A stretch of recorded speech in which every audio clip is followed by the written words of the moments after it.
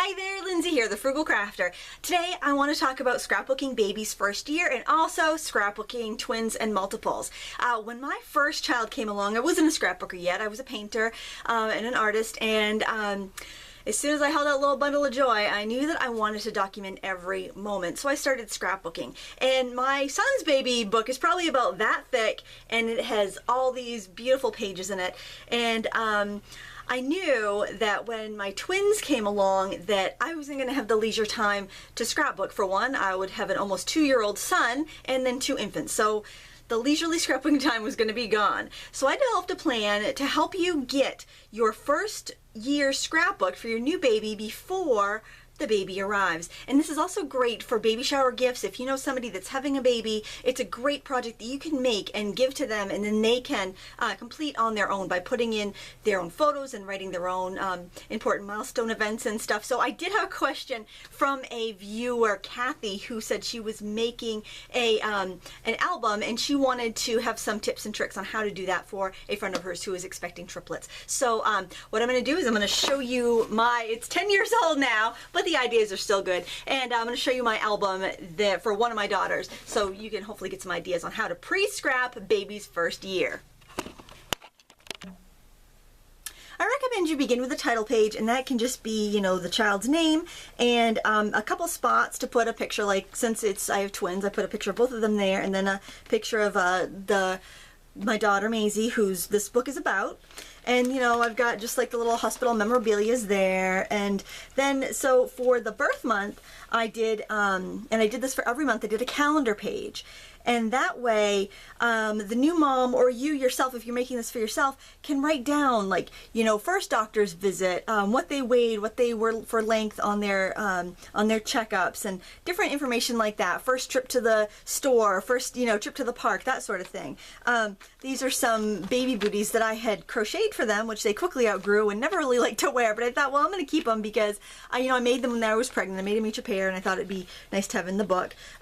So I have a page for October right here because it was, there wasn't much time for anything else those first couple of months. And then, you know, just leave ample pages just for random photos. But basically, there goes the dog.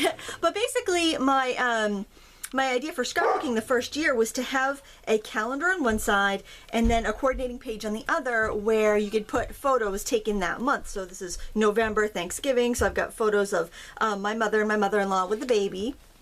And then December, if I didn't have much going on, I would do the calendar and the photos on the same page, like I did for December and January. But I think if I was doing this for somebody else, I would do the calendar on one side and I would just leave a matching page with some mats just for the people to throw their photos on, and they can write all their stuff down here. Now, another option would be to make a calendar, and to do that you could take, like, I have a video, I'll put a link under the video description. You can check it out. It's how to make a scrapbook calendar. That would be another really good idea, but instead of adding photos to it, you would just leave blank spaces to put photos in.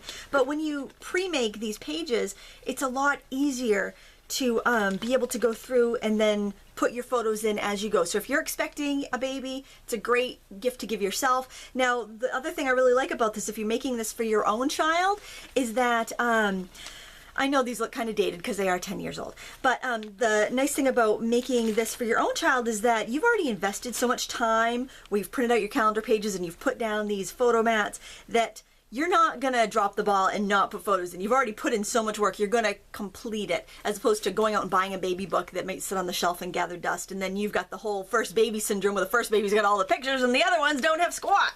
So that just kind of helps you get that done. And then for their first birthday, I did an all-out layout, threw in a lot of photos, and because I wanted to make sure they had all of that. So each of my children have a first-year baby book, and this is kind of a fun idea.